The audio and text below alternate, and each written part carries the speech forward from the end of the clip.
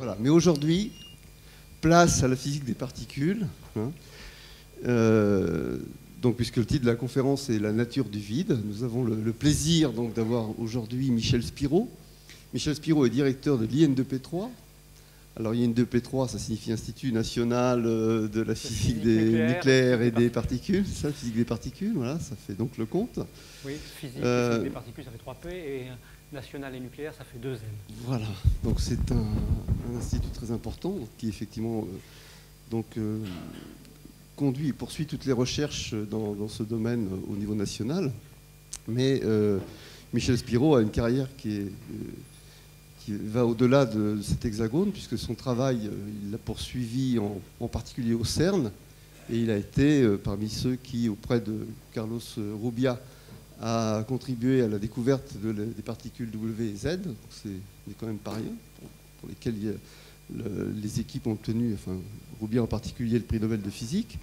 Ensuite, il a participé à d'autres expériences tout aussi prestigieuses, dont la recherche des neutrinos solaires, détection des neutrinos solaires, et également en liaison avec ce qu'on fait à l'Institut d'astrophysique, la recherche de particules Eros, des particules qui seraient une composante non négligeable de la matière noire. Des objets compacts astrophysiques. Des objets compacts, tout petits comme ça. Voilà, donc voilà pour son travail, et aujourd'hui, donc je lui laisse la parole tout de suite pour nous parler de la nature du vide. Merci. Merci bien, Daniel.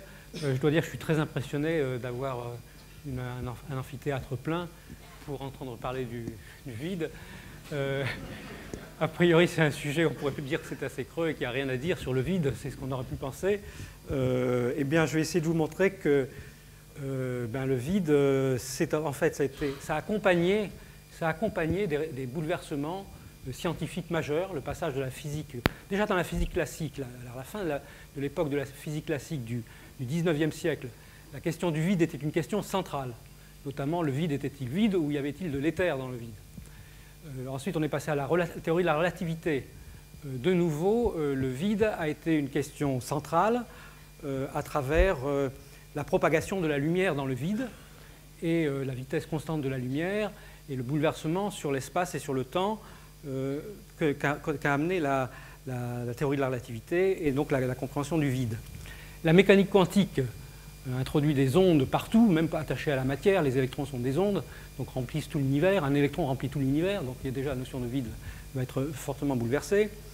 Et finalement, quand on combine la mécanique quantique et la théorie de la relativité, on obtient des fluctuations quantiques du vide qui peuvent donner un espèce de vide qui fourmille de particules pendant des temps très courts. Et plus les temps sont très courts, plus le vide fourmille de particules. Il apparaît comme un quasi-milieu, j'en parlerai. Et les particules réelles se propagent dans ce quasi-milieu fourmillant, lequel quasi-milieu donne une certaine viscosité, et c'est ça qui donne une masse aux particules. C'est la théorie moderne de la physique des particules. La masse des particules n'est plus une propriété intrinsèque, c'est une propriété dans la manière dont les particules interagissent avec ce vide fourmillant. Et ce vide fourmillant, il est sensible aussi à la nature, bien sûr aux lois physiques et à la composition de l'univers. Et notamment, il est sensible, c'est un espèce de milieu sous-jacent, il est sensible même à la température de l'univers, et on pense que le vide a pu connaître des transitions de phase, et on a bien obligé d'imaginer maintenant que le vide possède une énergie. Alors comment mesurer cette énergie? C'est ce que je dirai à la fin. C'est que normalement, vous savez qu'on est sensible essentiellement à des différences d'énergie. On ne connaît pas l'énergie absolue d'un état. Ce qu'on voit, c'est des différences d'état, des différences d'énergie. Mais il se trouve que la gravité, elle, est sensible à l'énergie en valeur absolue. Et donc par la gravité, on peut voir si le vide a une énergie. Et les derniers résultats, c'est le dernier morceau du puzzle du vide, les derniers résultats cette fois-ci de cosmologie et non plus de physique des particules, ont montré que quand on regarde la lumière se propager sur de très grandes distances, on est obligé d'admettre que le vide possède une énergie. Et on en est donc maintenant à cette question, est-ce que ces fluctuations quantiques du vide dont j'ai parlé un instant, et je reviendrai là-dessus bien sûr, correspondent à l'énergie du vide que l'on observe par la cosmologie, par l'observation des étoiles à des très très grandes distances. Et c'est une des grandes interrogations. L'énergie du vide, on pourrait dire c'est négligeable, c'est rien du tout. Ben non, on trouve que ce qu'on trouve actuellement, c'est que c'est la forme d'énergie qui domine la gravité, qui domine l'univers.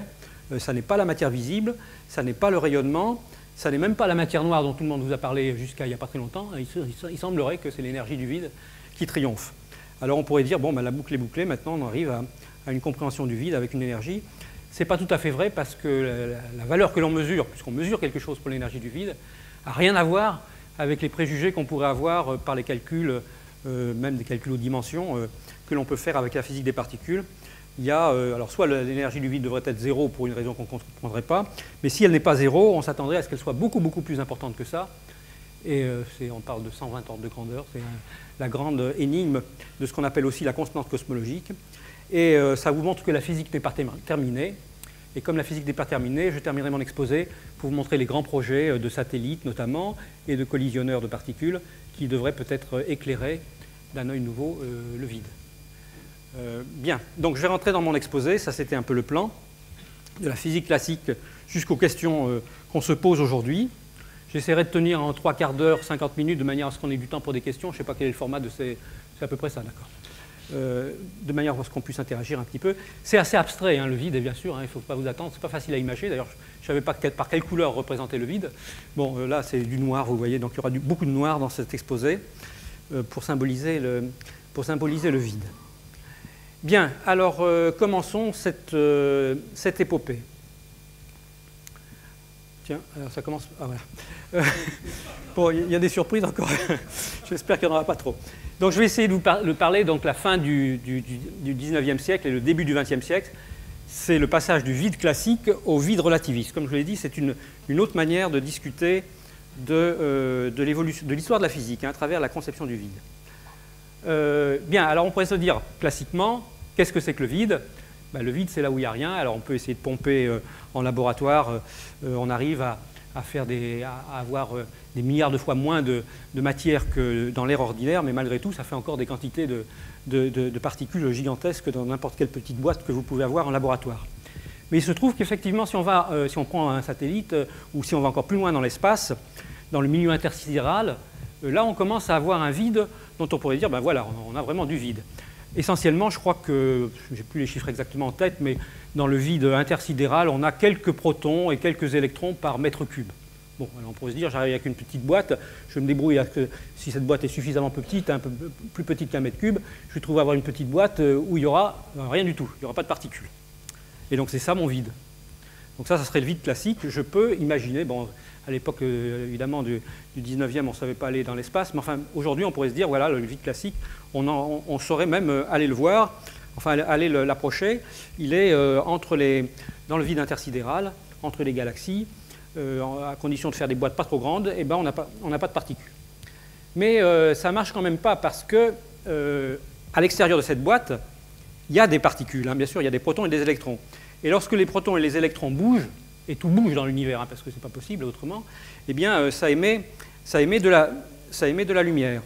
Attendez, je vais quand même. Donc voilà, ici vous avez une sorte d'électron. On voit la flèche là? Oui. On voit par exemple un électron qui bouge, hein, puisque tout bouge, eh bien il va émettre de la lumière qui se propage dans toutes les directions, et notamment il y aura forcément de la lumière qui traverse la boîte. Et comme il y a des particules partout, cette lumière se propage à l'infini, et donc on imagine bien que l'univers est rempli de radiation. Effectivement, d'ailleurs maintenant, alors à l'époque on ne le savait pas vraiment, mais maintenant on le sait, hein, il y a une radiation, la radiation qui domine, c'est la radiation du Big Bang, et tout l'univers est rempli de radiation. Donc la petite boîte illusoire où il n'y avait rien du tout, c'est vrai qu'il n'y a pas de particules de matière, mais il y a de la radiation. Donc déjà, on se disait, bon, ben, il y a un petit problème, effectivement, pour se dire, c'est pas vraiment vide puisqu'il y a de la radiation partout. Alors on pourrait imaginer, faisons une boîte avec des écrans, et métalliques par exemple, ça ne laisse pas passer la lumière, et là il n'y aura plus de radiation. Mais ce n'est pas vrai non plus, puisque, même toujours au sens pas tout à fait classique, mais presque classique, vous savez que n'importe quelle paroi portée à une température rayonne. Alors ce n'est pas de la lumière visible, mais rayonne. Bon. Et donc votre paroi, elle rayonne, et donc votre cube sera toujours rempli de rayonnement. Donc vous voyez bien que ce mode classique montre que le vide, ben, c'est impossible de le réaliser. Il y a toujours du rayonnement. Et qui plus est, non seulement c'est pas possible de le réaliser, mais par contre conceptuellement on peut avoir l'idée de vide classique en sens, bon, c'est un vide où il n'y a pas de matière, il y a du rayonnement. au sens classique du terme, le rayonnement c'est complètement différent. Bon, on a quand même déjà un vide où il n'y a que du rayonnement. Mais il y avait encore un autre problème qui ne marchait pas, même avec ça. On pourrait se dire, bon, on a une certaine forme de vide, pas de matière, on n'a que du rayonnement, bon, on a un peu de rayonnement. Mais ça ne marchait quand même pas parce qu'on se disait comment le rayonnement peut se propager dans le vide. Pour la physique classique, vous savez que le son se propage dans la matière, et sans matière, il n'y a pas de propagation. Et on n'imaginait pas que la lumière qu'on voit se propager dans l'eau, dans l'air, puisse se propager sans avoir un milieu sous-jacent qu'elle fasse vibrer et que ce soit la vibration qui conduise à la propagation comme des ondes dans un milieu. Et donc, à l'époque classique, on pensait qu'en plus, non seulement un vide en absence de rayonnement, le rayonnement devait être là, mais il devait même y avoir forcément un support matériel pour que la lumière puisse se propager dans votre boîte vide. C'était le concept d'éther qui était dominant à la fin de la physique classique, en disant alors que finalement même cette boîte-là, elle doit contenir une espèce d'éther, puisqu'on sait que dans le vide, la lumière se propage, et donc le vide n'est pas vide, il doit y avoir un éther qui fait que la lumière, par ses champs électriques, excite l'éther et se propage comme une onde. On avait bien vu en plus que, que la lumière se propage avec une certaine vitesse, ce n'est pas instantané, hein. Je reprends, donc il y a une certaine vitesse qui était associée à la lumière, et donc on se disait bah, c'est la vitesse de la propagation des ondes dans l'éther. La théorie de la relativité a bouleversé ça, parce qu'on voit bien qu'il y avait une contradiction. Par un petit raisonnement, on peut le comprendre. Il y a une vitesse donc, de la lumière dans l'éther, cette vitesse. Les lois de composition des vitesses dans la mécanique classique, si vous aviez un électron qui court après cette lumière, eh bien, il devrait voir cette lumière s'éloigner de lui moins vite qu'un électron qui s'éloignerait du point d'émission de la lumière. Donc on pourrait imaginer que si on courait assez vite, on pourrait presque rattraper la lumière. Mais ceci dit, vous savez qu'on peut faire des changements de repère en physique classique, et si on court à ce moment-là plus vite que la lumière, eh bien on va avoir un paradoxe, parce qu'on verra que le point qui reçoit la lumière le reçoit avant même que la lumière ait été émise. Et donc ça violait la causalité. C'est-à-dire qu'un phénomène qui est déclenché par un électron qui émet de la lumière qui va ensuite exciter l'électron suivant, si vous courez suffisamment vite, plus vite que la lumière, eh bien vous verrez le phénomène en sens inverse. Comme il n'y a pas de repère absolu dans l'univers, vous pouvez être dans n'importe quel repère, les lois de la physique sont les mêmes, la causalité est bouleversée. Et donc la disparition de l'éther avec la mécanique relativiste est allée de pair avec un bouleversement complet dans la composition des vitesses. C'est la théorie de la relativité d'Einstein, à savoir que la vitesse de la lumière, c'est une vitesse limite, qui est finie, mais qui est la même dans tous les repères. Vous avez beau courir après la lumière, elle s'éloigne toujours à la même vitesse, 300 km par seconde. Et c'est quand même difficile. Donc ça, c'était la fin de la physique classique, parce que vous courez après un objet qui se déplace, et non seulement vous ne le rattrapez pas, mais il s'éloigne toujours à la même vitesse. Donc avec ce bouleversement, la causalité était rétablie, quel que soit le repère où vous regardez deux phénomènes, un phénomène qui est l'émetteur de la lumière et l'autre phénomène qui va recevoir cette lumière, eh bien vous avez toujours le premier qui précède le second. Donc la causalité avec la relativité est respectée, et l'éther du coup disparaît aussi, parce que donc ça c'est la théorie de Maxwell, on montre que la lumière correspond à des propagations de champs électriques et de champs magnétiques dans le vide, qui possèdent cette propriété intrinsèque de se propager de telle manière que dans n'importe quel repère, la vitesse est la même. Donc la théorie de la relativité d'Einstein, le passage de la mécanique classique à la mécanique relativiste, a d'une part, ça c'est satisfaisant, rétabli la causalité, évacué l'éther, mais au prix d'un bouleversement complet dans les relations entre l'espace et le temps, c'est-à-dire que les lois de composition des vitesses ne sont plus les mêmes. Bien sûr, en plus, il y a cette conséquence qui sort directement de cette théorie, qui est l'équivalence énergie-matière, E égale mc2, je ne vais pas encore vous le rappeler, c'est l'équation la plus connue. Il y a une équivalence entre l'énergie et la matière. Et donc là, cette fois-ci, la notion même de vide, tout à l'heure je vous avais dit que le vide classique, on pouvait au moins se débarrasser de la matière et n'avoir que du rayonnement, c'est-à-dire de l'énergie pure. Il n'y a plus, en théorie de la relativité, cette énergie pure peut se transformer en matière, puisque vous pouvez avoir des collisions de lumière-lumière qui vous fassent des particules, et il y a une équivalence totale entre la masse et l'énergie. Et donc la fameuse boîte qui contient de l'énergie de radiation, c'est pas différent radicalement de la matière, puisqu'il y a une équivalence énergie-matière. Donc le vide est de plus en plus abstrait. Il n'est pas question de faire quelque chose de vide en théorie de la relativité. Tout rayonne, l'univers est rempli de rayonnement et de matière. Bon, et en tout cas, le rayonnement, en plus, a une énergie qui est équivalente à celle de la matière. Donc la seule conception qu'on peut avoir du vide, c'est un espèce de milieu sous-jacent que conceptuellement on pourrait imaginer, mais imaginer, simplement concevoir. On ne peut pas le voir, il n'y a aucun endroit où il y a du vide. On peut le concevoir en se disant, bon, s'il n'y avait aucune particule dans l'univers, globalement, ça serait un univers vide. On peut imaginer un univers vide, ça fait partie des univers possibles, où il ne se passe rien du tout, sans matière et sans énergie.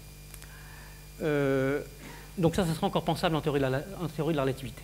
Les lois de la physique existeraient, mais l'univers serait vide.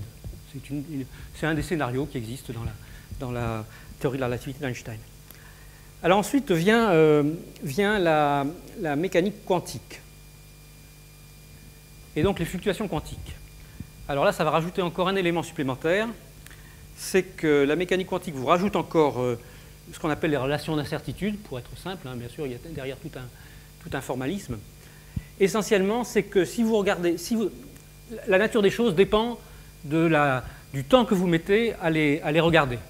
Donc c'est un peu comme un appareil photo, vous faites des flashs de plus en plus, vous allez passer d'abord à la seconde, au dixième de seconde, au centième de seconde, au millième de seconde, à la nanoseconde, la picoseconde, 10-15 secondes, 10-21 secondes. Et la mécanique quantique vous dit que plus les flashs sont courts, et plus vous pouvez vous permettre, pendant cette petite durée, de violer un des principes sacro-saints de la physique classique et de la physique et de la théorie de la relativité, qui est la conservation d'énergie. C'est-à-dire vous pouvez jouer avec l'énergie, mais à condition de rester à l'intérieur d'une relation, c'est-à-dire vous pouvez d'autant plus faire des écarts à la conservation de l'énergie que vous regarderez par des flashs de plus en plus courts. Alors la relation, c'est que c'est delta E, delta T, plus grand qu'une constante qu'on appelle la constante de Planck. Donc plus delta T est petit, et plus vous pouvez permettre d'avoir un delta E, c'est-à-dire une variation d'énergie grande. Et donc si vous regardez notre vide, maintenant prenons un petit morceau d'espace, soi-disant vide, même imaginons conceptuellement que vous soyez dans un univers vide, où il n'y a pas de matière et d'énergie, si vous regardez très rapidement, vous pouvez vous permettre de créer, d'avoir dans cet espace, pendant un temps très court, d'avoir des fluctuations d'énergie très grandes. Et comme E est égal à MC2, eh bien, vous pouvez avoir ce grand delta E, pour un petit delta T, qui devient des particules, parce que le E peut se transformer en matière, et vous donner des particules, des électrons et des positrons. Bon, il faut, par exemple, voilà, donc ça c'est une série de fluctuations quantiques. Donc en un point, vous avez une paire, électron-positron qui est créée là, et qui va s'annihiler un peu plus loin. Tout ça, ça doit durer pendant un temps très court.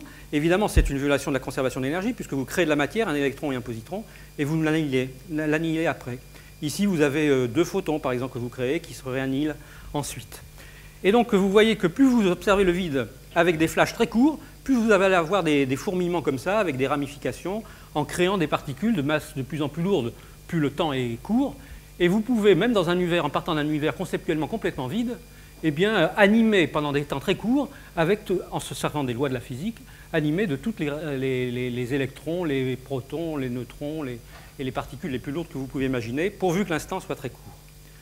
Donc le vide, cette fois-ci, vous voyez que non seulement vous ne pouvez pas imaginer d'avoir du vide dans l'univers actuel, vous ne pouvez même pas imaginer d'avoir un univers conceptuellement vide, puisque si vous croyez simplement aux lois de la physique, eh bien, automatiquement, il se remplira de fluctuations, fluctuations quantiques. Il se remplit continuellement de fluctuations quantiques. Le vide est plein de fluctuations quantiques. Il fourmille, mais il fourmille pendant des durées très très courtes.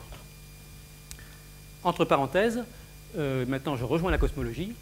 Dans certaines théories récentes qu'on appelle l'inflation, eh bien, ces fluctuations quantiques qui ont peut-être préexisté au Big Bang, enfin ça pourrait être éventuellement ces fluctuations, vous partez d'un univers vide, il ne se passe rien là-dedans, vous avez simplement les lois de la physique, et puis ces fluctuations quantiques peuvent éventuellement des fois véhiculer une énergie tellement grande qu'à partir de là, vous transformez ça en un univers réel. Donc ça, c'est un petit peu le concept de ce qu'on appelle l'inflation, c'est-à-dire que cette énergie du vide pourrait avoir, pendant des temps très courts, pourrait s'être transformée en ce qu'on appelle l'inflation, donc en gros le Big Bang des théories de certaines théories de cosmologie qui vont un petit peu au-delà du modèle standard de la cosmologie. Donc voilà, un univers maintenant, voilà un vide qui est donc un espèce de quasi-milieu, dans lequel, alors on pourrait se dire, bon, quelles sont les preuves qu'on a de ça? Parce qu'on ne peut pas les voir, ces particules. Elles sont virtuelles, comme je vous dis, elles se créent, elles s'annihilent immédiatement. On peut se dire, c'est complètement abstrait. Qu'est-ce qui vous fait dire qu'elles existent? Eh bien, on pense qu'elles existent parce que lorsqu'on réalise, vous voyez qu'il faut faire des temps très très courts. Hein. Alors, on peut réaliser pendant des temps très très courts, les matérialiser. Alors, je vais vous montrer comment on les matérialise. Et c'est ce qu'on fait au CERN, à la Grand Accélérateur de Particules.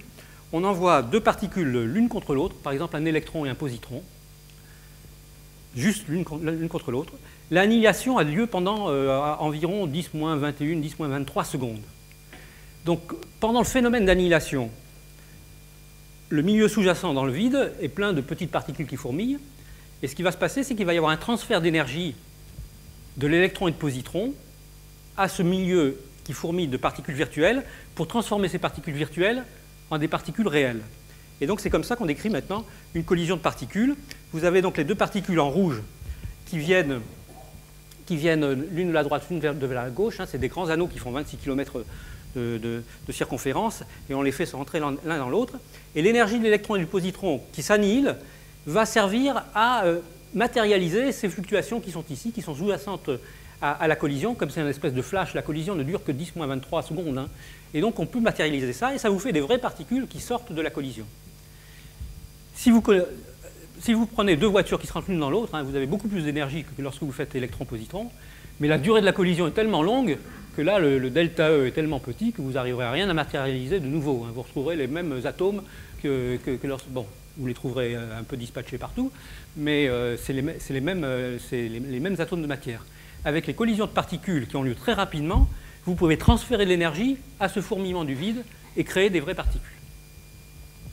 Donc ça, c'est un apport là, c'est le mariage, cette fois-ci, des fluctuations quantiques dont j'ai parlé à l'instant et de la théorie de la relativité, c'est-à-dire l'équivalence delta E, E égale mc2. Donc vous créez de la masse à partir de ces fluctuations quantiques en se servant, puisqu'il faut quand même qu'à la fin, vous ayez un bilan global d'énergie qui soit conservé. Quand vous regardez ça sur une grande durée, eh bien l'énergie de l'électron et du positron vont se retrouver sous la forme de la matérialisation d'un tas de particules qui sortent du vide. Donc on a bien l'impression que les particules réelles, en l'occurrence l'électron et le positron, se baladent dans un milieu virtuel, quasi-milieu, de fluctuations quantiques. Et puis de temps en temps, si on fait les choses bien, on peut, par l'annihilation, conférer à ce vide de l'énergie, l'exciter, et donc lui permettre de matérialiser des particules.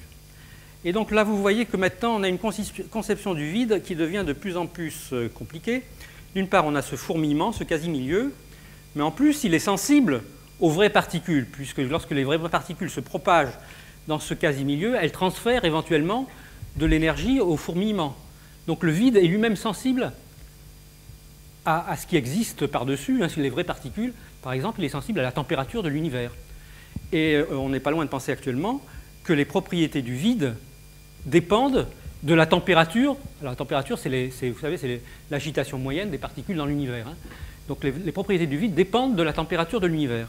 Et vraisemblablement, les propriétés du vide n'ont pas toujours été les mêmes à l'époque du Big Bang, où l'univers était très chaud, et ce qu'il est maintenant. On peut même penser qu'il y a eu peut-être des transitions de phase entre ce qu'était le vide, donc ce fourmillement, lorsque l'univers par-dessus était très chaud, si vous voulez, cet univers réel, et ce qu'il est maintenant. Il y a une température actuellement d'environ 2,7 degrés Kelvin, donc très froid. Donc ça rejoint la cosmologie, hein, c'est en ce sens que ça rejoint la cosmologie. Et donc encore une fois, je vous dirais qu'aujourd'hui on trouve une certaine énergie au vide. On peut se demander si c'était toujours la même énergie qu'il a eue dans le passé. Est-ce que cette énergie a évolué de manière lentement, c'est ce qu'on appelle la quintessence, ou bien est-ce qu'elle a évolué brutalement lors d'une transition de phase? Dans l'inflation, par exemple, on peut imaginer qu'il y a une transition de phase qui conduit à une énergie du vide complètement différente de ce qu'elle était juste avant l'inflation. Bien, j'espère que ce n'est pas trop abstrait. Mais j'en arrive vers le bout. Hein. Donc maintenant j'en arrive au chapitre la masse des particules. Donc là on assiste en ce moment, mais ce n'est pas confirmé encore par l'expérience. On pense, on a fait pas mal de recherches ces derniers temps, il y a des bonnes indications pour cela, mais ça sera probablement la prochaine génération de grandes machines au CERN qui doit démarrer en 2007, où on fera collisionner des protons contre d'autres protons. On pense, comme je vous l'ai dit, que la masse des particules, alors on pensait que les particules, elles avaient une propriété qui était leur masse, hein, leur masse grave, ou bien leur masse inertielle. Disons que leur masse inertielle, par exemple. Vous savez, la masse inertielle, bon, quand vous avez une particule légère, il suffit de donner une petite pichenette et hop, elle part très vite. Une particule qui est lourde, si vous donnez une petite pichenette, elle ne part pas très vite. Il faut une plus grosse pichenette. Donc ça, c'est la masse inertielle.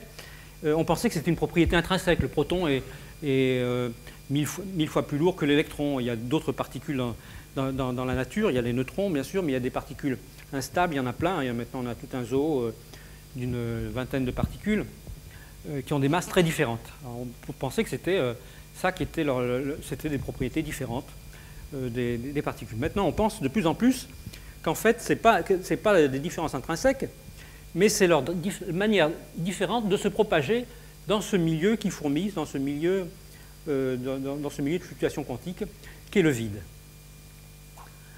Donc vous avez ici les petites boucles dont je vous ai parlé. Alors j'ai rajouté des flèches qui vont dans le même sens, parce que la nouvelle idée qui est arrivée maintenant, et qu'on pense solide maintenant, c'est que non seulement c'est un fourmillement désordonné, mais il y a une sorte de polarisation quand même qui existe dans le vide à travers une des particules qui se comporte en étant toutes parallèles. C'est ce qu'on appelle les particules de Higgs, qui correspondent à ce fourmillement, mais qui se polarisent toutes dans une certaine direction.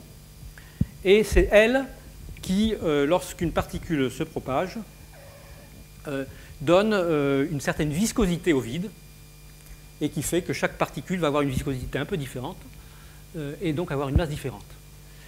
Et cette idée, de nouveau, est connectée à la cosmologie. C'est un peu comme le ferromagnétisme. Vous savez que si vous prenez du fer doux, à faible température, spontanément, tous les petits dipôles magnétiques, c'est-à-dire les électrons qui tournent autour des noyaux, vont s'aligner pour que le champ magnétique soit non nul dans le milieu ferromagnétique, à très basse température, et donc vous avez un aimant permanent. Si vous chauffez ça, eh bien, ça s'agite, et vous perdez le magnétisme de votre fer, parce que les dipôles se mettent dans tous les sens. Et donc ça rejoint ce que je vous ai dit tout à l'heure. On a une température très basse pour le vide. On pense que les particules ont une masse parce qu'il y a cette espèce de polarisation du vide liée à ce qu'on appelle le champ de Higgs, donc les particules de Higgs. Si on remonte à plus haute température, et on sait que ce n'est pas une illusion, puisque à très haute température, l'univers a connu une phase à très haute température. On peut d'ailleurs peut-être simuler ces très hautes températures en laboratoire avec les collisions de noyaux. Eh bien, cette polarisation a disparu, et donc les particules ont avaient à l'origine une masse nulle. Donc maintenant, on se retrouve avec un schéma dans lequel, à l'origine, toutes les particules avaient une masse nulle, et ça n'est qu'au cours du refroidissement de l'univers, par les propriétés du vide, et notamment cette espèce de polarisation des fluctuations quantiques, que les particules commencent à acquérir des masses. Le vide a donné une viscosité différente suivant la nature des particules, et donné à l'électron des masses très différentes de celles des quarks, par exemple, puisque vous savez que le proton n'est plus une particule élémentaire, maintenant ce sont les quarks qui sont les particules à l'intérieur du proton qui sont élémentaires. Les quarks ont des masses très différentes de celles des protons.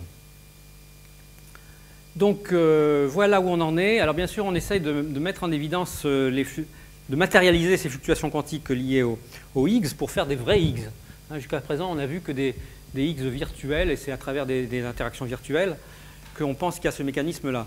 Et donc l'idée, c'est de faire des collisions de protons-protons de très haute énergie au CERN à partir de 2007 pour, à partir du vide, matérialiser une particule de Higgs et la voir vraiment. Peut-être que c'est faux, ce n'est pas garanti que ce soit juste. En tout cas, il y a une course dans le monde. Je peux vous dire que actuellement, jusqu'à il y a 2-3 ans, c'était le CERN qui avait le leadership avec une machine électron-positron. Maintenant, ce sont les Américains qui ont pris un peu le leadership jusqu'en 2007. J'espère qu'ils ne verront pas le X, ça serait dommage pour nous. Et j'espère qu'à partir de 2007, lorsqu'on démarrera notre nouvelle machine en Europe, hein, vous savez que tous les pays européens sont associés à cette recherche au CERN, on découvrira le X. Entre parenthèses, je fais une digression. Le CERN, au début, a été donc construit par les pays européens de l'Europe de l'Ouest, hein, les pays riches. Petit à petit, c'est ouvert à l'Europe de l'Est. Et maintenant, pour la machine de 2007, il y aura non seulement l'Europe, mais également les États-Unis, le Japon et la Russie. Et de plus, ce que je trouve un succès quand même, j'en profite pour le dire, il est en train d'attirer énormément de pays du Sud, ce qui est quand même bien. Ça montre qu'il y a une attraction de la science universelle vers les pays du Sud. Et on trouve dans les expériences autour du LHC des pays aussi différents politiquement, culturellement, même religieusement, que actuellement le Maroc est le dernier à être rentré, mais il y a l'Inde et le Pakistan, il y a la Turquie, il y a Israël, et tout ça collabore pour essayer de rechercher cette particule de Higgs. Donc on voit bien quand même que la science fondamentale est capable de rassembler au-delà de toutes les différences qui sont quand même des barrières terribles. Et dans cette communauté, donc c'est une vaste communauté scientifique, ce n'est pas la première fois qu'on voit la science se rassembler, hein. Le CERN a joué un rôle important au moment de l'Union soviétique dans les rapprochements entre les scientifiques de l'Est et les scientifiques de l'Ouest. Mais ce rapprochement-là, maintenant, avec donc, pratiquement la Terre entière, pour moi, c'est quand même hautement symbolique, puisque ça permet de montrer qu'on est capable quand même de créer un socle de solidarité entre scientifiques basé sur le rationnel. Et à mon avis, ça contribue quand même à une sorte de sécurité du monde, j'espère. De plus, à l'intérieur de ces expériences, bien sûr qu'il y a des grands débats, tout n'est pas unanime, hein, il y a des grands débats. C'est vrai que chacune des expériences qui cherchent le Higgs a 1500 personnes, il y a 35 pays pour chacune de ces expériences associées. Il y a des grands débats, mais les débats ont lieu entre les scientifiques et ça n'est pas du tout les lignes de démarcation ne sont pas du tout les nations, ce sont des... Bon, il y en a un qui pense qu'il faut faire le détecteur comme ça, il y en a un autre qui pense qu'il faut faire le détecteur comme ça, et ça traverse, c'est complètement fractal, ça traverse un petit peu toutes les frontières et pas spécialement les clivages religieux ou les clivages politiques ou même régionaux. Voilà, donc ça c'est une parenthèse pour la science, ce genre de science. C'est pareil pour l'astrophysique, hein. Je pense que c'est les deux sciences qui vont un peu de pair, la cosmologie, la physique des particules, comme je le dis ici. C'est des sciences qui maintenant attirent tout le monde. L'Iran est très active en cosmologie aussi, enfin très active. Elle s'intéresse à ça. Et c'est quand même, pour moi, c'est quand même un élément important de cette science. Il faut bien voir que là, on a l'impression qu'on fait des spéculations, mais quand même, derrière, il y a des vérifications expérimentales, il y a une méthode rigoureuse et une méthode scientifique qui est très différente des méthodes spontanées ou simplement des discours. Hein. Ce n'est pas simplement des discours.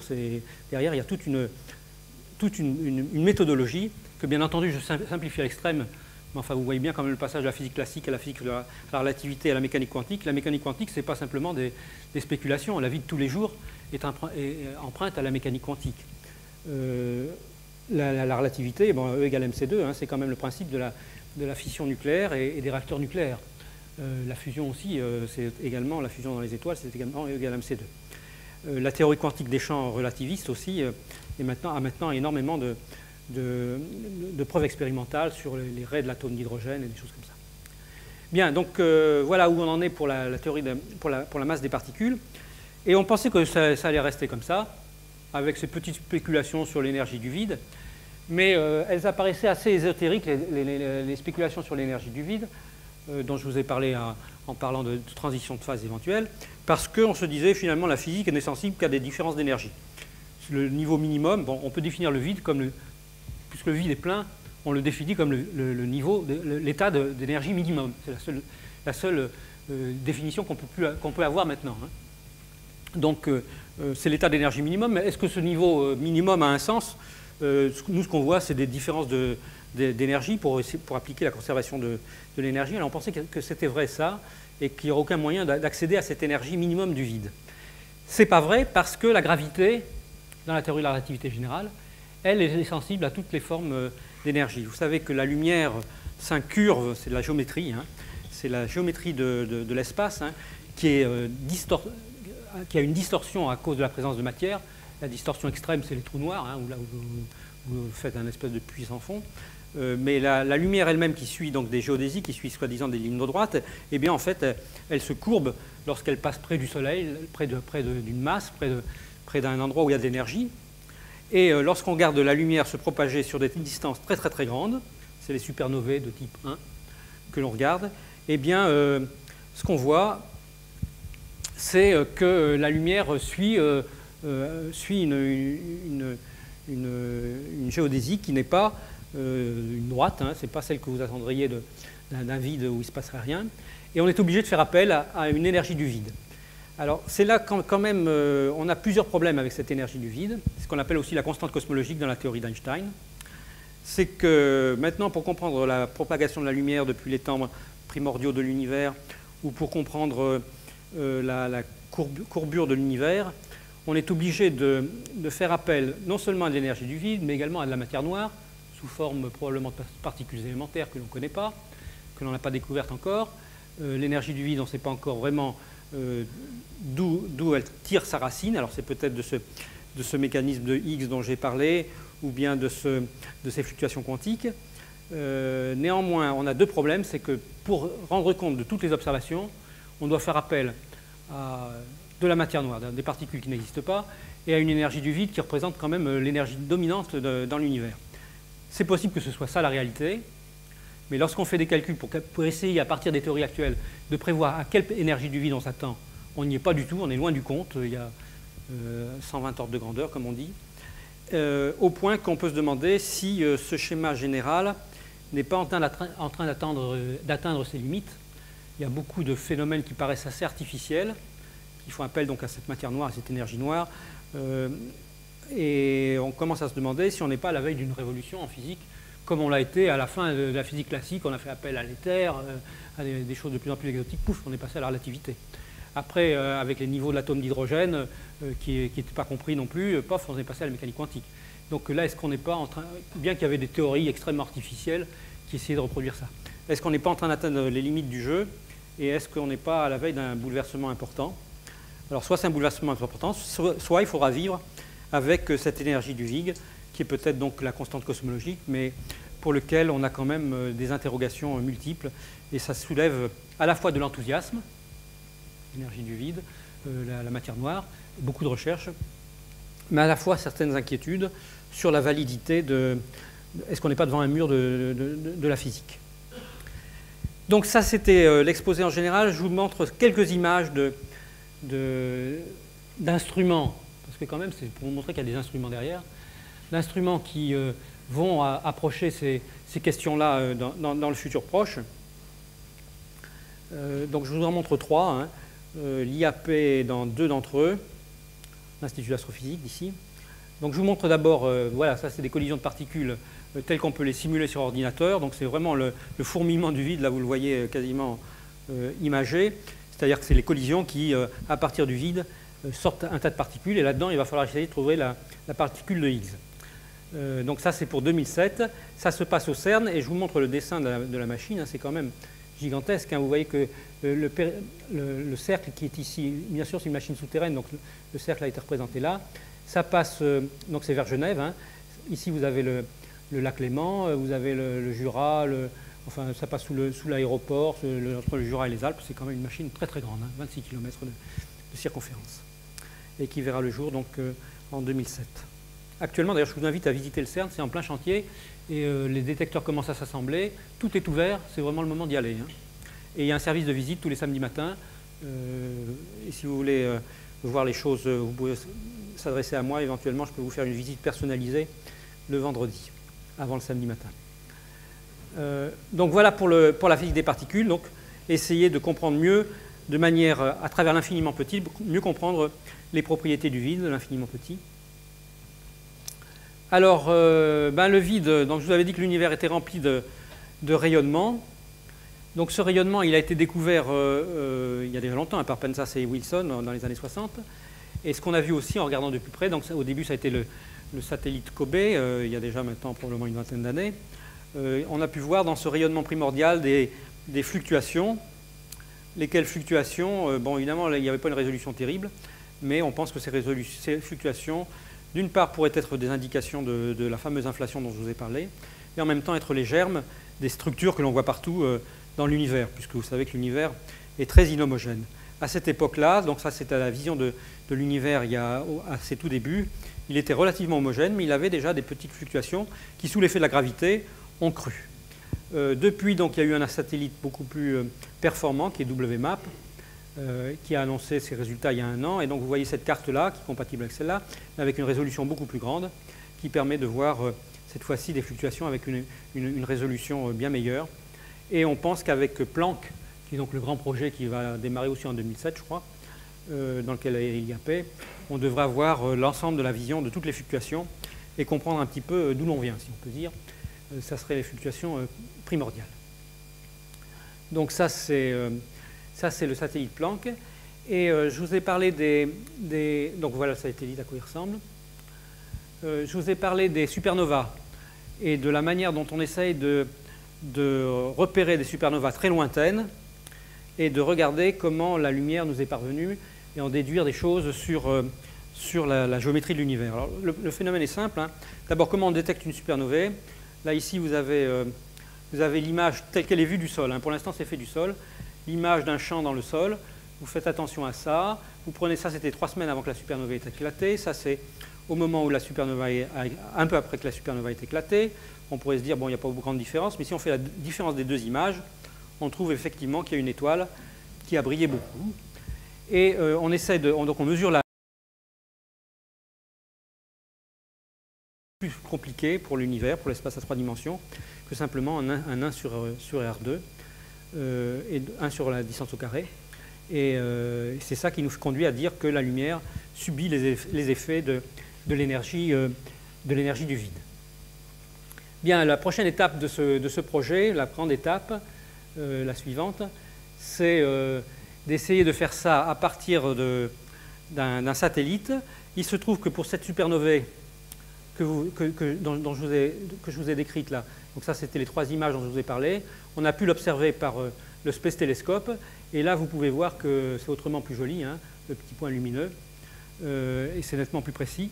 Et donc maintenant l'idée ça serait de chercher ces supernovae depuis l'espace, donc c'est ce qu'on appelle JEDM, Joint Energy Dark Mission, un truc comme ça. Donc c'est plutôt Joint Dark Energy Mission, j'en sais rien. Donc c'est sur l'énergie noire que cette mission donc, qui va être lancée, je pense, dans les années 2012 par là. Je pense qu'il y aura des gens des Français qui participeront. En tout cas, de l'IN2P3, il y en a. Dans Planck aussi, il y en avait, j'ai oublié de vous dire. Mais là aussi, il y en aura. Et je pense qu'il y en aura aussi de l'Institut d'astrophysique de Paris, parce qu'en plus, ces images seront superbes pour rechercher des effets de distorsion gravitationnelle en général dus à la matière, pas seulement dus au vide, mais il y a également des distorsions qui sont dues à la matière noire. Et le même satellite devrait pouvoir à la fois mesurer la matière noire et mesurer l'énergie noire. J'ai oublié de dire qu'avec Planck et avec ce rayonnement à 3 degrés que l'on détecte maintenant de manière précise, on arrive aussi, pas avec une très grande précision, mais on arrive quand même à mesurer, notamment avec WMAP, et encore mieux avec Planck, là probablement on y arrivera au pourcent, à mesurer la quantité d'énergie noire et de matière noire. Donc on verra bien s'il y a un accord sur la quantité de matière noire et d'énergie noire que l'on mesure à partir du rayonnement à 3 degrés et la quantité de matière noire et d'énergie noire que l'on mesure à partir des supernovae. S'il y a un accord formidable, ça veut dire quand même que ça a l'air d'être solide cette théorie-là. Si par contre ça ne donne pas les mêmes résultats, eh ben, ça voudra peut-être dire que tout ça, il faut le reconsidérer et il y a un décalage, il y a quelque chose qu'on ne comprend pas. Et je suis incapable de prédire s'il y aura un accord entre ces 2 approches ou s'il y aura une différence. Il y a encore d'autres approches qui existent. J'ai parlé donc de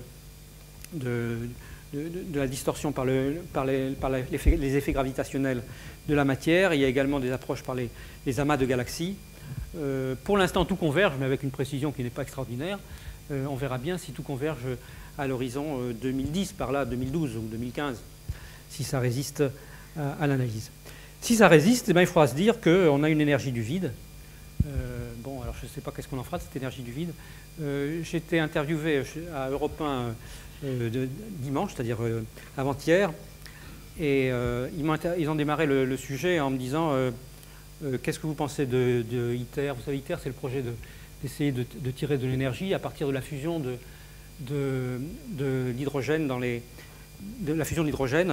C'est la même fusion de l'hydrogène qui donne de l'énergie dans les étoiles, de la faire en laboratoire. Donc je leur ai dit premièrement que pour l'instant l'énergie nucléaire, c'était l'énergie nucléaire de fission, c'était l'énergie du XXIe siècle. Peut-être que l'énergie de fusion, ça sera l'énergie du XXIIe siècle, et qui sait, l'énergie du vide, ça sera peut-être l'énergie du XXIIIe ou du XXIVe siècle. Bien, en tout cas, pour terminer, donc je voudrais vous dire quand même que c'est un enjeu majeur, hein, pour la science, cette histoire de fluctuation quantique du vide, d'énergie du vide. C'est peut-être ce qui a mis le feu au vide, hein, les fluctuations quantiques lors du fameux Big Bang. Donc c'est peut-être ça l'étincelle qui a donné naissance à l'univers. Il y a un enjeu conceptuel important et qui peut révolutionner éventuellement à la fois les lois de la physique, si tout ça ne se confirme pas, ou nous donner une image d'où on vient, et même d'ailleurs d'où on va, parce que ça n'est pas sans influer sur l'avenir de l'univers, cette énergie du vide, hein, puisque ça nous donne un univers en expansion pour l'infini. Voilà, je vous remercie, j'espère que ça n'a pas été trop abstrait.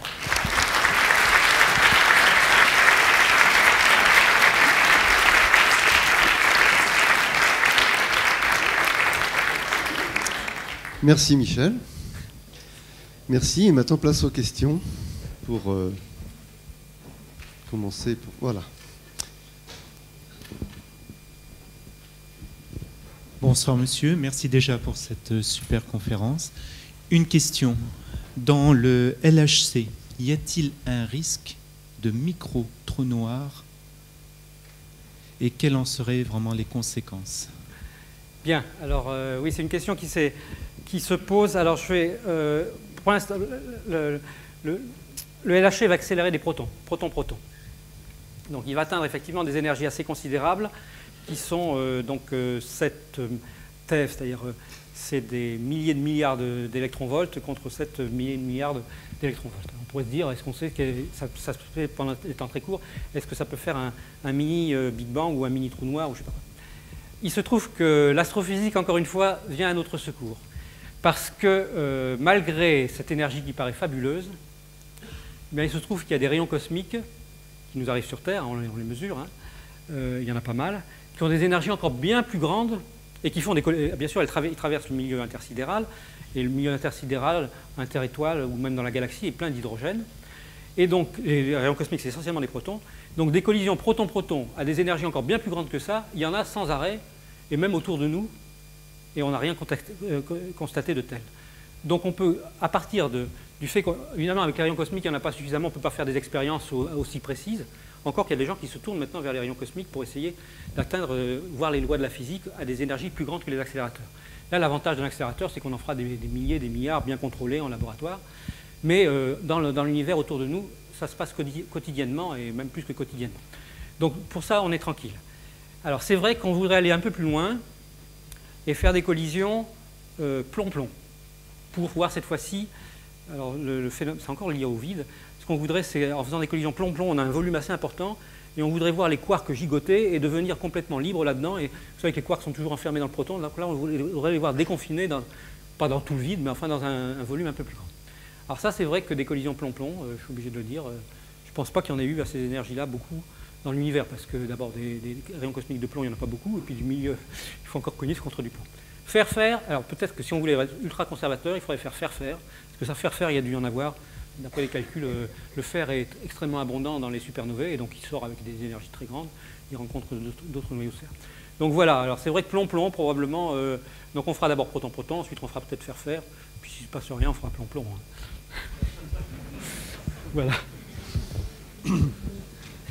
Et moi, ce que je voudrais savoir, c'est si il y a des colliers, enfin, s'il y a l'énergie du vide dans les vides qu'il y a entre les atomes de matière.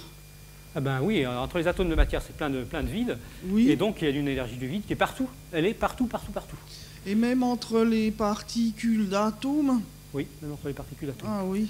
Alors c'est infime, évidemment, parce que on ne voit les effets de l'énergie du vide qu'à très grande échelle, parce que c'est en ce moment. Bien sûr. Mais elle est partout, elle est présente partout. Les fluctuations quantiques sont présentes dans les atomes même. Oui, et donc il n'y a pas de raison de penser que c'est partout, c'est uniforme. Enfin, moi, c'est la vision que l'on a actuellement. Hein. Encore une fois, je vous dis, faites attention à ce que je vous dis, je ne suis pas Dieu et on peut se tromper.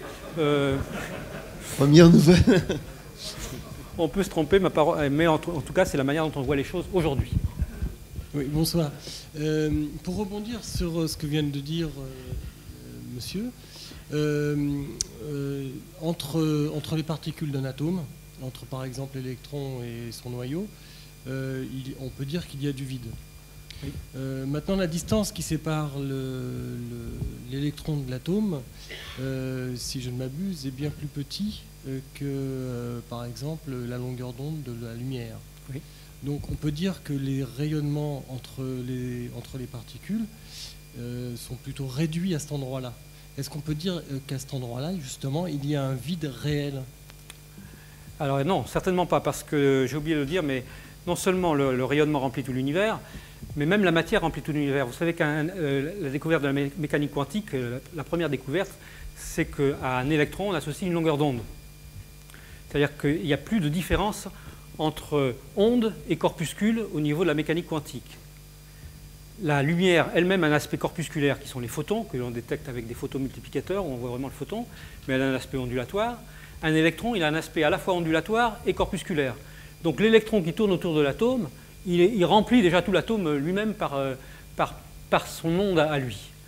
Donc le vide est non seulement rempli de rayonnement au sens de la lumière, mais même la matière, les électrons, sont des ondes qui remplissent eux aussi tout l'univers. Donc le vide ne peut se concevoir que conceptuellement, même entre l'électron et l'atome et les noyaux, c'est pas vide, c'est plein d'une onde corpusculaire, d'une onde associée à l'électron et d'ondes lumineuses aussi. Oui, bonjour. L'équivalence masse-énergie, dans le sens masse-énergie, on connaît naturellement. Mais dans le sens énergie-masse, est-ce que ça ne met pas en cause la notion même d'entropie? Je sais bien que l'entropie est une quantité globale, enfin macroscopique, mais est-ce que le concept d'entropie disparaît? Non, il ne disparaît pas. On peut le rétablir en traitant la lumière comme des photons. Et effectivement, avec des photons, donc la lumière, elle a un aspect aussi également corpusculaire. Et lorsqu'on crée de la matière, il faut la considérer comme corpusculaire, c'est-à-dire que vous faites photon-photon et vous arrivez à faire et plus et moins. Vous pouvez, à partir de photons très énergiques, bien sûr, pour pouvoir créer des électrons, mais vous conservez l'entropie est conservée dans ce processus. Les photons véhiculent correspondent à l'entropie. En gros, l'entropie dans l'univers, c'est le nombre de particules relativistes, et vous avez un nombre de particules qui est conservé. Enfin bon. Le second principe reste valable. On peut traiter ça avec l'entropie. Vous avez un très bon bouquin, celui de Reeves, qui décrit très bien ça, comment vous pouvez décrire l'évolution de l'univers en gardant le concept d'entropie. Même la création des structures, qui semblerait être la création de la complexité dans l'univers, qui pourrait s'apparenter à une violation de l'entropie, s'accompagne toujours d'une émission d'un grand nombre de particules, les photons par exemple, lorsque vous avez une transition de phase, qui viennent rétablir le fait que l'entropie ne peut aller que croissante.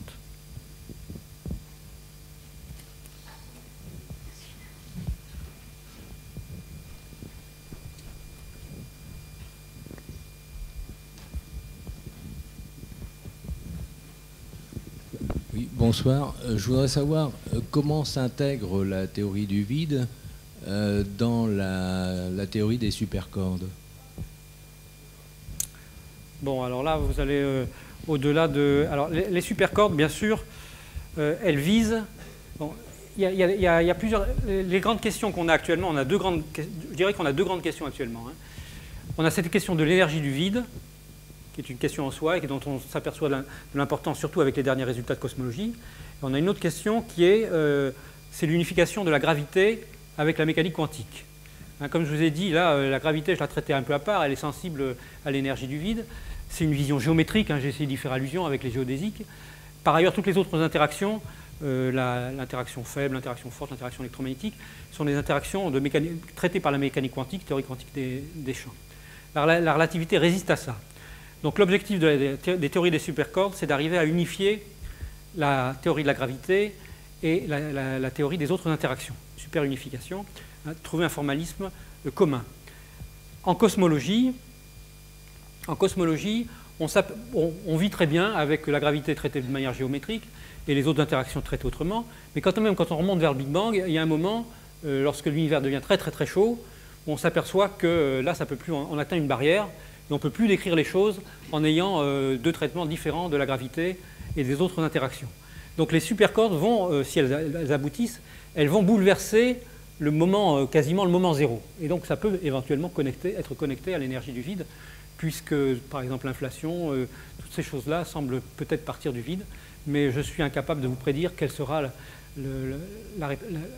d'abord si les supercordes vont arriver à une théorie concrète. Pour l'instant, ce n'est pas encore satisfaisant. Il y a encore plusieurs théories des supercordes, ce n'est pas encore raccordé à des observations réelles. Ceci dit, c'est vrai qu'il y a un grand enthousiasme, c'est de la physique mathématique, hein, c'est très mathématique. Il y a un grand enthousiasme parmi les théoriciens des cordes parce qu'apparemment, ceux qui étaient partis dans des directions différentes au cours des 20 dernières années sont en train de s'apercevoir que finalement, ils décrivent par des différents aspects, différentes manières, la même théorie. C'est un peu comme la dualité onde-corpuscule. Il semblerait qu'il y ait une théorie sous-jacente qui soit bien unique et qui pourrait se révéler être la bonne. Mais ça n'a pas encore abouti. Si ça aboutit, c'est probable que ça révolutionnera à la fois cette problématique de l'énergie du vide et en même temps l'intégration de la gravité à la mécanique quantique.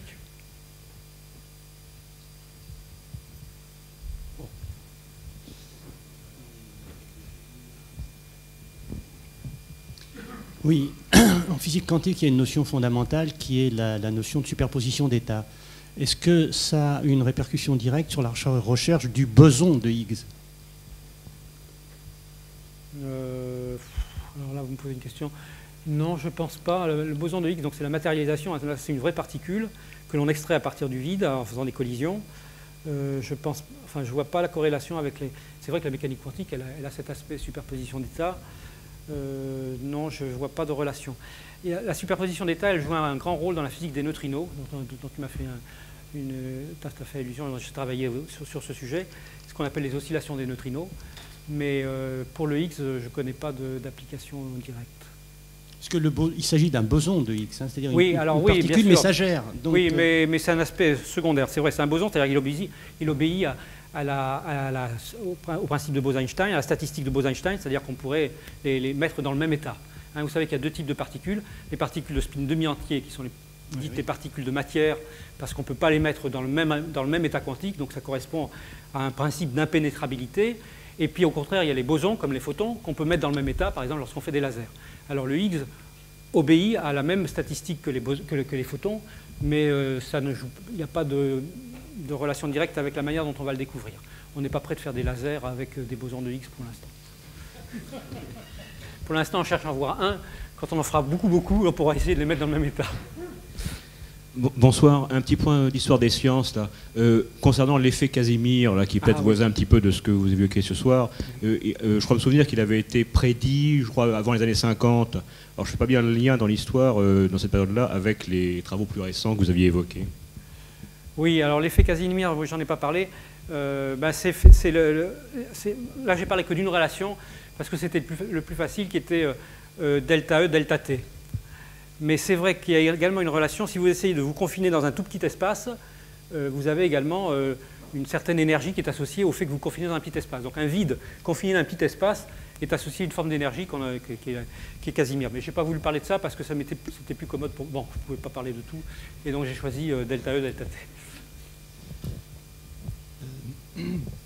Vous parliez du Big Bang pendant la projection.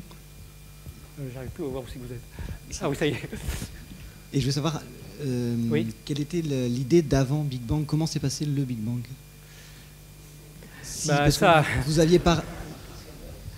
Non, tout ce que je peux vous dire, la seule spéculation qui est reliée à ça, c'est que si vous imaginez qu'il existe des lois physiques et un univers vide, ces lois physiques créent des fluctuations quantiques. Et on peut imaginer que des fluctuations quantiques puissent donner naissance à une explosion de type, ce que j'ai dit, hein, c'est le feu qui est mis, ça met le feu au vide, ça pourrait donner localement, cette énergie du vide peut donner lieu à une espèce de Big Bang qui ensuite s'étend et donne l'univers qu'on observe. Si ça c'était la bonne image, ça veut dire qu'il y a d'autres Big Bang qui ont éclaté. Donc il y a un super univers beaucoup plus grand que l'univers observable, dans lequel il y a un tas de bulles qui ont été allumées par c'est ce qu'on appelle l'inflation chaotique, donc des bulles, des univers qui naissent spontanément d'un espèce de vide sous-jacent infini. Ça donne un delta E énorme. Hein, ça donne des delta E énormes. Mais c'est des spéculations. Alors il y a des spécialistes pour ça qui sont très connus, mais je ne crois pas qu'on puisse dire actuellement qu'on est vraiment avancé. Ah oui, il y aura peut-être des interférences entre ces univers parallèles. Je vais vous poser une question, si c'est possible, sur l'oscillation des neutrinos. J'ai lu votre bouquin, La lumière des neutrinos. Vous y donnez avec une explication, mais pour des gens qui ne sont pas des spécialistes, ce n'est pas évident de bien saisir la nature profonde de l'oscillation des neutrinos. En particulier, vous parlez d'états de saveur, neutrinos muoniques, électroniques et théiques, et à côté, état de masse, M1, M2, M3, et puis tout ça se mélange, c'est difficile à saisir pour quelqu'un qui n'est pas dans le coup. Alors là, il faudrait une heure, mais en tout cas, ça c'est réellement la superposition d'états, et c'est les phénomènes de mécanique quantique.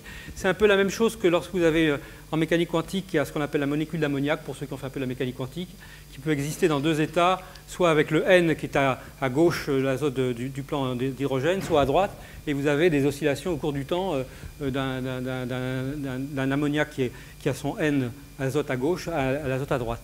Et donc pour les neutrinos, il se produit le même phénomène. Maintenant, il a été observé depuis que le livre a été écrit, et du coup, on en déduit que les neutrinos ont une masse. Et alors là, ça me permet de faire un lien avec ce que je viens de dire, puisque j'ai dit qu'il y avait ce qu'on appelle la matière noire, faite de particules. Et on pourrait se dire c'est peut-être les neutrinos qui sont le candidat naturel, puisque c'est des particules qui se baladent partout, qui traversent la Terre entière, le Soleil, les étoiles.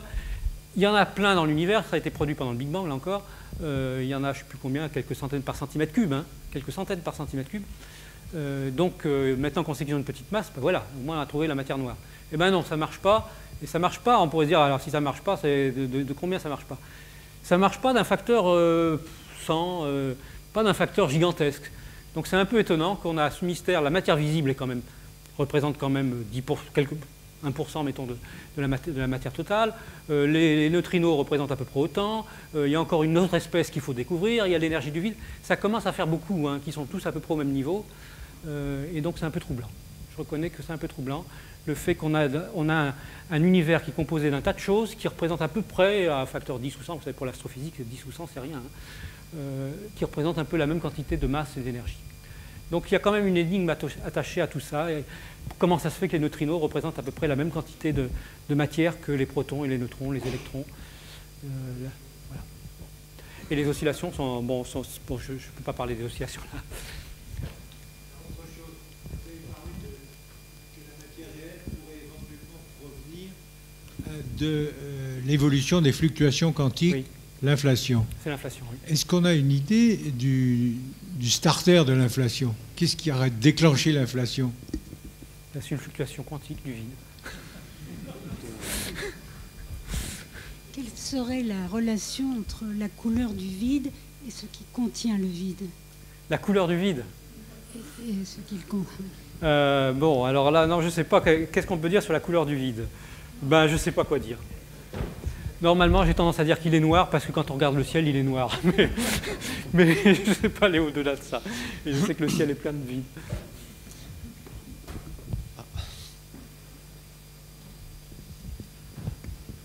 Mais c'est bien, il y a beaucoup de questions, c'est très vivant ici.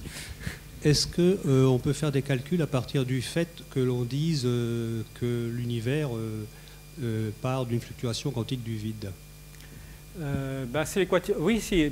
Bon, donc je vous dis, l'inflation est basée sur une idée de ce genre-là, hein, de fluctuation quantique du vide, au point qu'on prévoit, vous savez, les fameux grumeaux que j'ai montrés dans les cartes primordiales, on pense qu'elles sont dues à l'inflation elle-même et à un spectre de fluctuation qu'on peut nourrir de ce qu'on appelle les fluctuations quantiques du vide. Mais on atteint quand même les frontières de la connaissance. Hein. Là, on atteint vraiment les frontières de la connaissance. Bon, d'abord, quand même, on attend beaucoup des satellites Planck, hein, pour ça. Parce que justement, de voir un petit peu l'échelle de toutes ces fluctuations, ça permettra de mieux saisir si on est dans un régime qu'on pourrait relier à un schéma de fluctuation quantique du vide. Donc c'est un sujet qui est en plein développement, mais sur lequel il n'y a pas de connaissances fermes, si tant est qu'on puisse parler de connaissances fermes un jour ou l'autre. Voilà, tu vois, on a un public très créatif. C'est toujours comme ça. À la grande surprise des orateurs, mais c'est très agréable. Donc,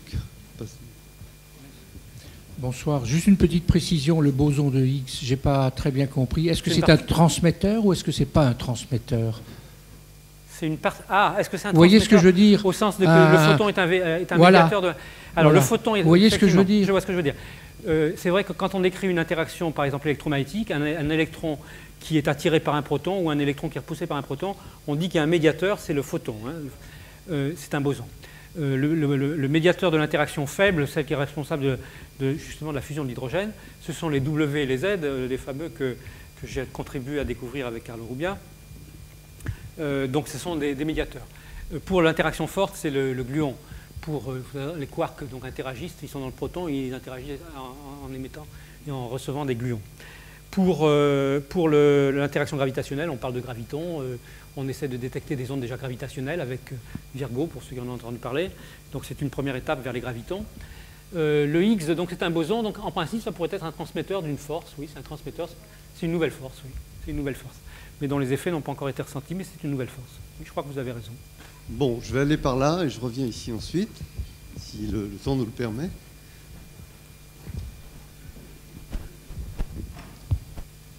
Merci. Est-ce que les fluctuations quantiques du vide, aujourd'hui on est dans un univers très froid, peuvent expliquer une partie de l'énergie noire ou la totalité de l'énergie noire? Est-ce que c'est une théorie qui a l'air de se développer là-dessus? Ben oui, c'est ça qu'on essaie de... On essaie de rattacher ces fluctuations quantiques du vide actuel qui est très froid à l'énergie noire. Malheureusement, comme je l'ai dit, les calculs actuellement ne marchent absolument pas. Absolument pas. Quand je dis absolument pas, là, c'est pas un facteur 10 et 100 dont je parlais pour les neutrinos. C'est un facteur des milliards, de milliards, de milliards, de milliards, de milliards. Enfin, jusqu'à 10 puissance 120. Donc on a un problème. Là, on attend une théorie plus efficace. Vous parliez de lien, mais lorsque c'est à une très très grande échelle, qu'est-ce qui se passe? Vous parliez de... Lorsque vous parliez de lien entre certains dans l'infiniment petit, mais lorsque l'infiniment petit, l'infiniment beaucoup plus grand, à l'échelle de 30, mettons 30 zéros, qu'est-ce qui se passe? Comment se fait-il qu'un objet comme mettons une chaise ou n'importe quoi puisse exister? Bon. Ah oui, vous voulez savoir si la fluctuation peut agir sur des objets macroscopiques. C'est ça votre question? Oui, alors j'ai parlé effectivement de fluctuations quantiques qui ont lieu à l'échelle pendant 10-25 secondes, donc sur une échelle qui est des milliards de centimètres. Alors c'est là qu'il y a la théorie de l'inflation qui intervient. Si dans le schéma dont on a parlé tout à l'heure, c'est l'inflation de ce point qui va conduire, assez rapidement d'ailleurs, à un univers aussi grand que l'on peut l'observer aujourd'hui, même plus grand. Et on arrive par la théorie de l'inflation, donc c'est l'énergie du vide liée à cette fluctuation quantique qui crée une inflation exponentielle, puisqu'elle est exponentielle en l'occurrence, cette inflation, et qui permet très rapidement d'atteindre un univers froid, relativement froid, et très vaste. Je voudrais savoir, justement, à propos de cette grande inflation, vous disiez qu'il y a comme une sorte de changement de phase, enfin, de nature du vide qui n'est pas la même avant et après. Est-ce que vous pouvez nous en parler un peu plus? Alors, l'idée est la suivante, c'est le schéma de l'inflation même original, hein. C'est que vous démarrez donc d'un point ou d'un espace ou d'un endroit ou même éventuellement très vaste, hein, dans lequel vous avez une forte énergie du vide. Ça crée une dilatation, une expansion, comme l'expansion de l'univers qu'on connaît, très rapide, un changement de température très rapide, et cette énergie du vide, au lieu de rester constante, elle reste constante pendant l'inflation, mais vers la fin de l'inflation, elle tombe à zéro, ou presque zéro, et quand elle tombe à presque zéro, l'univers devient, à ce moment-là, évolue comme il évolue actuellement, avec une expansion beaucoup plus lente. Alors ce qui est étonnant, c'est qu'au lieu de tomber à zéro complètement, elle n'a pas l'air d'être tombée complètement à zéro au moment du Big Bang, elle est tombée à une certaine valeur que l'on retrouve aujourd'hui, que l'on mesure aujourd'hui, elle est tombée à une valeur qui était petite par rapport à toute la matière qui était très agitée par cette inflation. Et donc on n'a pas vu qu'il y avait de l'énergie du vide, on ne pouvait pas voir qu'il y avait de l'énergie du vide pendant très longtemps, mais aujourd'hui cette énergie du vide commence à émerger parce que l'univers se refroidit de plus en plus. Donc le contenu d'énergie dans la matière devient de plus en plus faible parce que les particules sont de plus en plus lentes, la température est de plus en plus basse, et l'énergie du vide maintenant ressort. Mais elle a été beaucoup, beaucoup plus grande juste avant l'inflation, pendant l'inflation, et elle a connu une transition brutale au moment de l'inflation, d'une valeur très très haute, 120 ordres de grandeur, je ne sais pas combien, jusqu'à presque zéro. Mais pourquoi c'est pas zéro? Et pourquoi c'est pas resté au niveau de 120 ordres de grandeur du niveau dont elle est partie? C'est ça le mystère. C'est-à-dire qu'on a une baisse brutale par 120 ordres de grandeur de l'énergie du vide. Et au lieu de... Alors d'abord, pourquoi elle est baissée de 120 ordres de grandeur? On ne comprend pas pourquoi. On pourrait se dire qu'elle est peut-être tombée à zéro, rigoureusement, ça serait très bien, mais elle n'est pas tombée à zéro, elle est tombée à quelque chose qui est epsilon de ce qu'elle était au départ, au moment où il y a eu l'inflation. Et donc c'est ça qui n'est pas compris actuellement. C'est exactement ce qu'on appelle une transition de phase, mais avec une ampleur formidable. Oui, bonjour. Quand des particules s'annihilent, on voit une gerbe, et je voudrais savoir à quoi vous reconnaissez les particules qui sont créées, la nature des particules créées. Parce que vous faites électron-positron. Hein, donc vous avez une machine avec des électrons qui tournent dans un sens, des positrons qui tournent dans l'autre sens, pouf, et les faites arriver l'un sur l'autre comme deux voitures qui se collisionnent de plein front. Ce que vous voyez dans vos détecteurs, donc vous voyez l'électron et le positron qui disparaissent, mais vous voyez un tas de particules que vous pouvez mesurer parce qu'elles sont réelles, ces particules, même si elles ont été extraites à partir de l'énergie du vide, à partir des fluctuations quantiques du vide, par un transfert de l'énergie pour matérialiser ces particules qui étaient virtuelles dans le vide. Ces particules deviennent réelles et vous les voyez dans des détecteurs. Alors les détecteurs qu'on utilise, ce sont des détecteurs à la Charpak, pour ceux qui connaissent les chambres Charpak, qui permettent de voir des petites étincelles, des petits courants électriques que ces particules, quand elles sont chargées, font lorsqu'elles passent entre des électrodes qui sont portées à des potentiels différents. Également, lorsqu'elles passent dans ce qu'on appelle des scintillateurs, elles font de la scintillation. Et même dans l'air, elles font un petit effet Cherenkov, ce qu'on appelle un peu de lumière. Donc on les voit réellement, on peut les photographier. On ne photographie pas la particule, on photographie le sillage de la particule dans les détecteurs. Merci. Est-ce que la matière peut être médiatrice du vide? Il y a une expérience de physique qui a eu lieu entre deux... un peu comme l'effet Casimir, entre deux sphères vides dans une soupe d'électrons. Est-ce que, j'ai cru lire que les électrons étaient médiateurs de l'énergie du vide? Alors je sais pas, j'ai pas suivi ça suffisamment. C'est possible que, je sais qu'il y a eu pas mal d'expériences sur l'effet Casimir, mais j'ai pas suivi en détail les phénomènes qui ont été observés, donc je peux pas répondre à cette question. Mais elle est intéressante, mais je peux pas y répondre. Je ne peux pas répondre à tout, hein, c'est honnête. Oui, c'est très bien, c'est très honnête. Parfait. Alors, attendez, il y a une question qui était déjà posée depuis longtemps.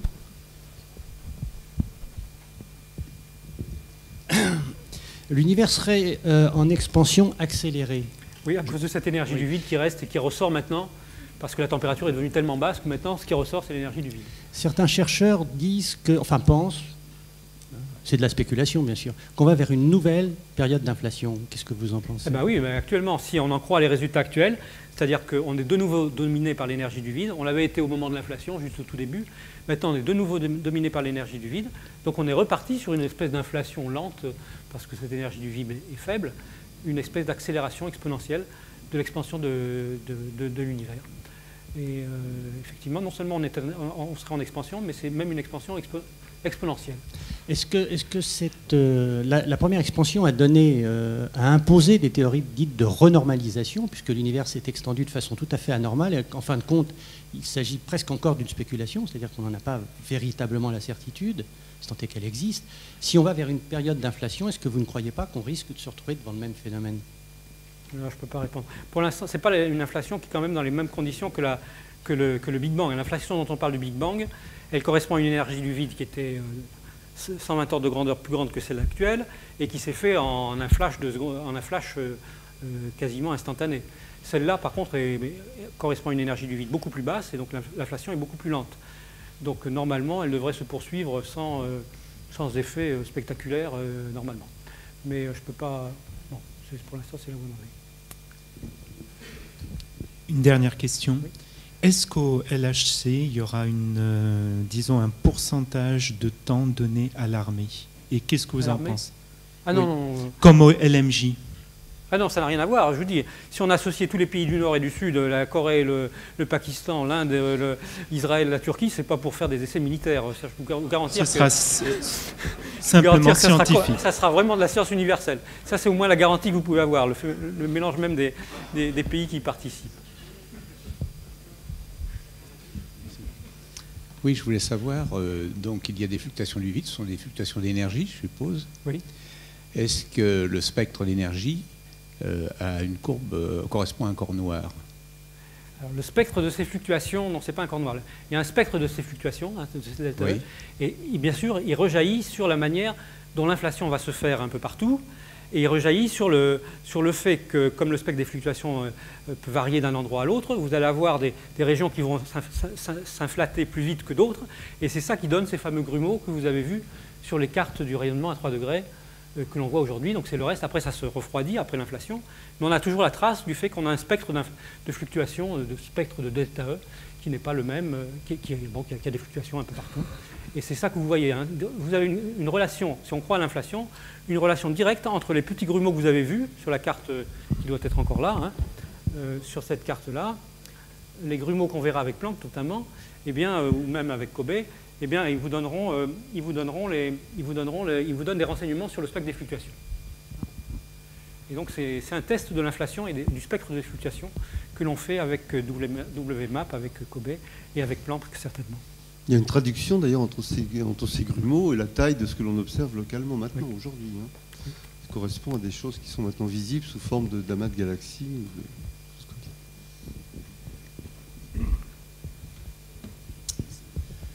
Je voudrais revenir sur cette expansion accélérée. Vous avez dit que c'est lié à la température qui baisse. Est-ce qu'il y a une température critique? Est-ce on a une idée de cette température critique? Est-ce qui pourrait aussi permettre peut-être de dater quand est-ce que cette période est apparue? Alors, encore une fois, pour le vide, au moment de l'inflation primordiale, on pense qu'il y a une température critique de l'ordre de 10 puissance 15 GeV, température fabuleuse. Hein. Lorsque l'univers est passé, donc on a l'inflation avec une énergie du vide colossale, lorsque l'univers se refroidit au cours de l'inflation et passe en dessous de 10 puissance 15 GeV, une température qui baisse, il y a une transition de phase pour le vide, et son énergie du vide passe de très très haut à ce qu'elle est aujourd'hui.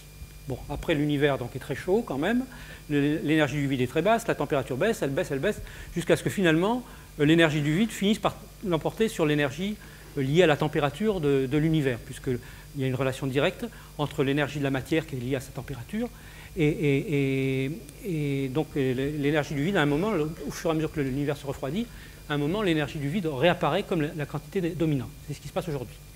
Donc, en ce moment, la température continue à baisser, mais l'univers est en accélération à cause en expansion accélérée à cause de l'énergie du vide. Est-ce qu'il y aura une nouvelle transition de phase dans le vide? Donc, ça rejoint un petit peu la question qui avait été posée tout à l'heure par un autre auditeur, là, à savoir que est-ce qu'il y aura encore une transition? J'en sais rien, moi je ne peux pas vous dire. Normalement, quand même, à ces énergies-là, on pense qu'on maîtrise bien la physique, on ne s'attend pas à ce qu'il y ait des transitions, parce qu'on est dans des domaines que l'on peut reproduire en laboratoire. À 3 degrés, on le reproduit en laboratoire.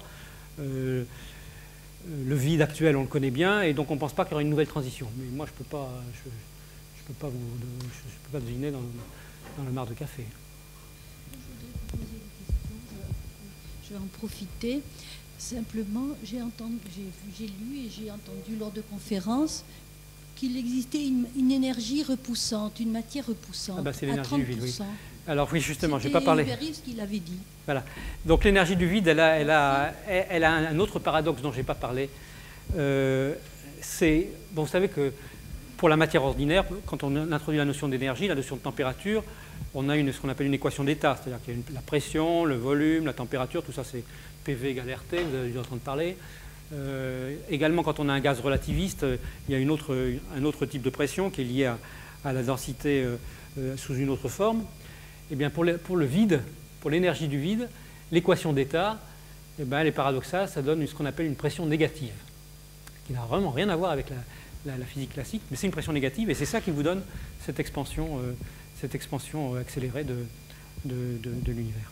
Donc on est dans ce qu'on appelle une équation d'état tout à fait originale, puisque vous avez en gros la pression qui est égale à moins l'énergie du vide dans certaines unités. Bien, une dernière question. Oui, alors ça sera ma deuxième question.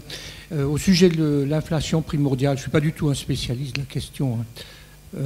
J'ai lu, il m'est arrivé de lire ici ou là, je ne dis pas que c'était forcément de bonnes publications, que c'était une théorie ad hoc pour expliquer certains faits difficiles à expliquer, que je ne saurais pas vous préciser d'ailleurs, et que cette théorie de l'inflation primordiale, pour belle qu'elle soit, n'expliquait pas grand-chose, sinon rien du tout.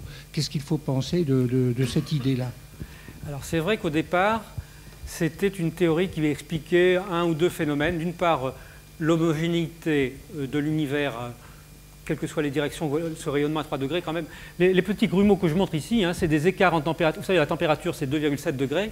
Les différences de couleur, elles représentent 1 millionième de degré à peu près, 1 microkelvin, quelques microkelvin. 1 sur 100 000. 1 sur 100 000, c'est ça, quelques microkelvin. Donc en gros, la température est la même partout. L'inflation, par ce phénomène brutal qui, à partir d'un petit point, pour schématiser, c'est pas un petit point au sens, il faut se méfier quand même des images, vous fait une grosse bulle, très rapidement, permettait d'expliquer pourquoi l'univers était si homogène que ça. Première chose. Deuxième chose, il y avait un certain nombre de particules bizarres qu'on appelle les monopôles, qui ne sont pas présentes dans l'univers, et ça permettait aussi d'expliquer pourquoi ils n'étaient pas là. Donc c'était deux observations. L'homogénéité de l'univers dans toutes les directions, c'est la même chose quelle que soit la direction dans laquelle vous regardez, en gros l'univers a à peu près la même allure, et deuxièmement l'absence de monopôle. Mais maintenant c'est devenu plus quantitatif, parce que l'inflation vous fait une prédiction très forte sur la quantité d'énergie du vide plus la quantité d'énergie de matière, la densité d'énergie du vide plus la densité d'énergie dans la matière. Et celle-là, elle est respectée avec les résultats récents. C'était une prédiction qui date de 20 ans, à 1% près, je dirais. Troisièmement, maintenant, elle vous fait aussi des prédictions sur le spectre des fluctuations. C'est ce qu'on a dit tout à l'heure. Le fait que ces grumeaux, ils ont des tailles avec une espèce de variation d'échelle. Elle vous fait, donc c'est le spectre des fluctuations quantiques. Et ça, c'est en train aussi de se vérifier à quelques pourcents près.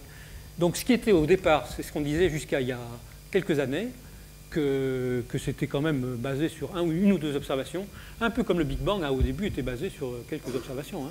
Petit à petit, il y en a eu de plus en plus, la nucléosynthèse, le rayonnement à 3 degrés, etc. Bon, maintenant, l'inflation, elle commence à rentrer dans un régime quantitatif. Depuis 3-4 ans, il y a des prédictions quantitatives qui ont l'air quand même de marcher pas mal. Bon, c'est peut-être... Je ne sais pas si ça résistera à l'épreuve du temps. Comme je l'ai dit tout à l'heure, on verra avec Planck et avec les missions sur les supernovae et les clusters de galaxies et le weak lensing. Mais pour l'instant, maintenant, il y a quand même 4 ou 5 prédictions, dont 2 sont quantitatives assez précises. C'est quand même pas si mal. C'est la naissance d'une théorie. Elle va peut-être s'écrouler, mais c'est la naissance d'une théorie. Eh bien, il nous reste encore une fois à te remercier pour toutes ces réponses. Merci à vous. De nombreuses questions. Merci beaucoup. Merci bien. D'avoir été capable de faire le lien entre le tout petit et le très grand, tu l'as vraiment parfaitement maîtrisé. Merci, et donc rendez-vous en 2004, le 6 janvier, n'oubliez pas de vous inscrire.